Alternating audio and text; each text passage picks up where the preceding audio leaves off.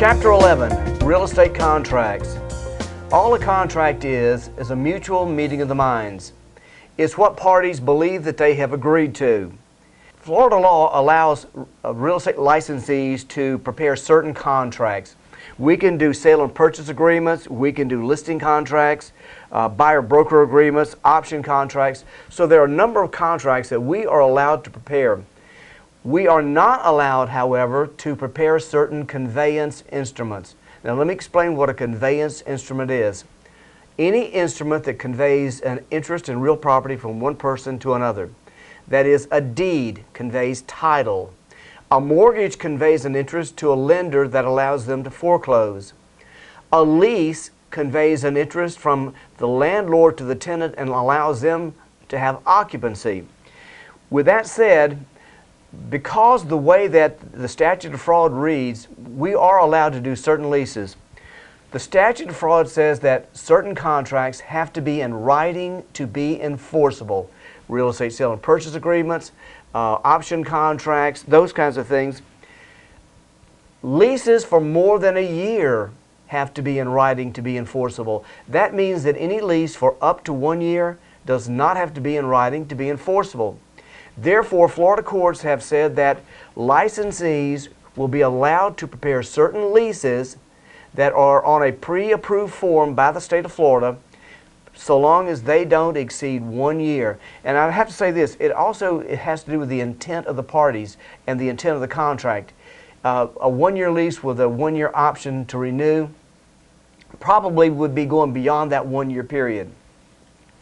Now there are some contracts, or there is at least one contract, where an oral agreement might be enforced.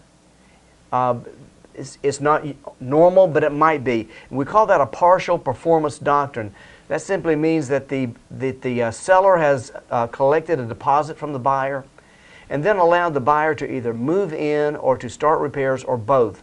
That might indicate to somebody that there might be an agreement. The entitlement to a commission, the best way to see this is that when we get paid a commission, and it's typically an agreement between a real estate broker and the seller or the buyer of properties. More times than not, probably 90% of the times, real estate brokers are paid by sellers through a listing agreement. And there are several types of listing agreements. But let me try to break down the way that we get compensated. For the most part, we get paid when we find a buyer that is ready, willing, and able at a price and term acceptable to the seller, which means that, typically speaking, when a buyer and seller enter into a contract, that is that mutual meeting of the minds, that we have earned our fee. Now, we also know that a lot of times when we're dealing with buyers, they've not obtained their financing yet, which means that they're not able to purchase until that's done. Well, once the financing is done, then we can safely say that we have found that buyer ready, willing, and able at a price and term acceptable to the seller. So at that point, we have earned our fee. Another type of listing might say that we have to go to closing to get paid. So with that, let me also say that anytime that a licensee is working with a seller and they enter into a listing agreement, the state of Florida is going to require that we deliver back to them a copy of that listing agreement within 24 hours of the date that it was executed. Now, Florida is a postmark state, which means that we can mail it back the next day, and that will be sufficient. The three types of listings or the listing contracts that we're going to be dealing with, the first one is the open listing. Now, the open listing simply says, Broker David, I'm going to list my property with you, but it's not going to be exclusive. I'm going to reserve the right to sell it myself or to list it with other brokers and let them sell it. Regardless, the only way that you're going to get paid is that if you're the procuring cause, if you're the one that brings the contract in and takes it to closing. Quite frankly, that's the type of listing that most of us don't like to deal with. Some of us call them hip pocket listings. We certainly are not going to spend a lot of time or money on them. Another type of listing is called the exclusive agency listing. The exclusive agency listing simply says, Broker David, I'm going to list my property with you exclusively, no other brokers, but I'm going to reserve the right to sell it myself without owing you a commission. Now that's a little bit better. You might want to take the chance. Most sellers are not going to sell it themselves, but at least they like that option.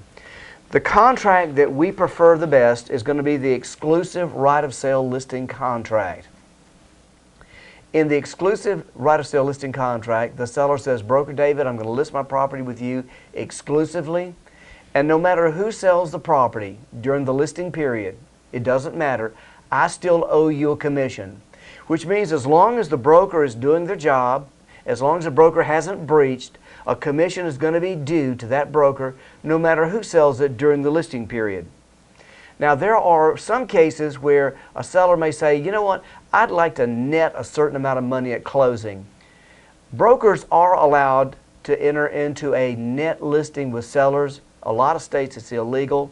Florida, we still allow it. But let me tell you how the Florida Real Estate Commission and the State Attorney's Office sees this. If a seller says, I want to net $100,000, and the broker's thinking, you know what, I bet I can get $150,000, that broker should never try to collect more than a normal commission might be in that market. The Real Estate Commission prohibits us from gouging buyers or sellers. And probably the reason for that is they've made it real clear. Because of our license status, we hold an advantage over other people. Therefore, we should never take advantage of those people that don't have a license and don't understand the system as well as we do. Preparing a written listing contract, obviously there's going to be a lot of things that go on in the listing contract. Title insurance policies, you might want to collect that, copies of surveys, mortgage information, and there are a lot of other documents that we'll be dealing with. But let me say this, that when you're going through the listing contract, make sure you go through it thoroughly with the seller, because there are a lot of components in there that they need to thoroughly understand. The sale and purchase agreement is the agreement between the buyer and seller, the vendor and the vendee. It's that document, once again, it is not a conveyance instrument. All a contract says, all a sale and purchase agreement says is that the buyer and seller agree to a closing or a conveyance at a later date. And it spells out all of the details that are contained within the agreement that's going to be necessary to go to closing. I think it's important for you to note that the sale and purchase agreement and the HUD-1 settlement statement should be a mirror of each other because one reflects the other. And there are a number of things that need to be in that sale and purchase agreement. Obviously, the dates are going to be important. The effective date is going to be important. The date that the loan application is to be made, the date that the loan is to be a firm commitment on, closing date. So there's a lot of dates that are going to be important in there. The parties involved, the buyers and sellers' full names need to be in there. As far as the earnest money is concerned, we need to be careful about that because in the state of Florida, in a sale and purchase agreement, earnest money is not required. It's just good practice. The fact of the matter is that consideration, as far as contracts are concerned, all that's required is that the buyer promised to buy and the seller promised to sell. That's all that's required for it to be legal and binding. The reason that we put earnest money up is to show good faith. It shows that the buyer is sincere in their efforts in negotiating, and it'll also provide liquidated damages in the event that the buyer eventually breaches or does breach in the contract. The contract should also have a legal description, and that legal description should be full and complete. A lot of other things in there. In terms of the financing, needs to be spelled out. If there's any personal property that's going to remain, that needs to be spelled out. There's an old saying in contract law, I guess, that if you're not sure, put it in. If you're not sure that something stays, put it in. If you're not sure something goes, put it in. There's also a time period for buyers to be able to inspect the title of their property. Make sure they're given enough time for that. The disclosures that are going to be required in your sale and purchase agreements are very, very important. The property tax disclosure is going to be required. Agency obviously is going to be required if in fact you're doing something other than transaction brokerage. Radon gas, energy efficiency, lead-based paint. Remember that the lead-based paint disclosure only applies to those homes, that's residential properties, that are built prior to 1978. Also noting that Johnson versus Davis, That was a Supreme Court ruling that says that if a seller knows of a latent material defect of a property, they've got to disclose that to a potential buyer prior to entering into a contract. That needs to be discussed with that buyer probably at the time of the listing agreement. One last comment about stigmatized properties. In the state of Florida, the legislature has made it quite clear that if a property is stigmatized, that is, there's been a homicide or a suicide, it is not a requirement of agents to have to disclose that. Now, real estate licensees can't lie about it, obviously, but it's not something that they must disclose to potential buyers. Other contracts that we deal with today, we deal with leases, lease purchase, option contracts. Just remember that we need to be very careful when we're dealing with leases. A lease is a separate document from a sale and purchase agreement. You can't combine the two. Also, an option is a separate document from those two. So anytime that we're dealing with leases with options to purchase, it might be a good idea to get an attorney to help kind of work through those areas. That's about all we have for Chapter 11. So what I'd like to do right now is to get into your summary, and let's go over those important issues in Chapter 11. A contract is a mutual meeting of the minds. A contract requires an offer and an acceptance, and then a communication back in order to create the contract. Parties should be at least 18 years or older and mentally competent. Consideration can be money, but it also can be promises. Agreements that a licensee can prepare include a sale and purchase agreement, listing contracts, buyer-broker agreements, and option contracts. The statute of fraud requires certain contracts to be in writing to be enforceable. Those include a sale and purchase agreement, option contracts, leases for more than a year, and exclusive rights of sale listing contracts. The exception is a partial performance doctrine, and that is when a buyer puts up part of the deposit, then the buyer is allowed to either move in or start repairs.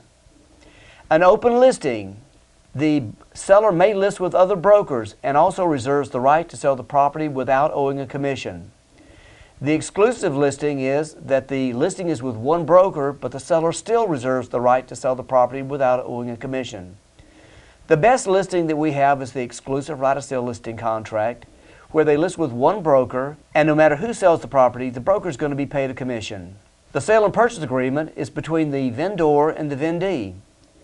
Earnest money deposit is recommended but not required. Earnest money deposit is used as liquidated damages if the buyer breaches. Legal description must be complete. Disclosures include radon gas, lead-based paint for all those residential homes built prior to 1978, energy efficiency. And remember that stigmatized properties do not require disclosures. And that's all we have for Chapter 11 summary.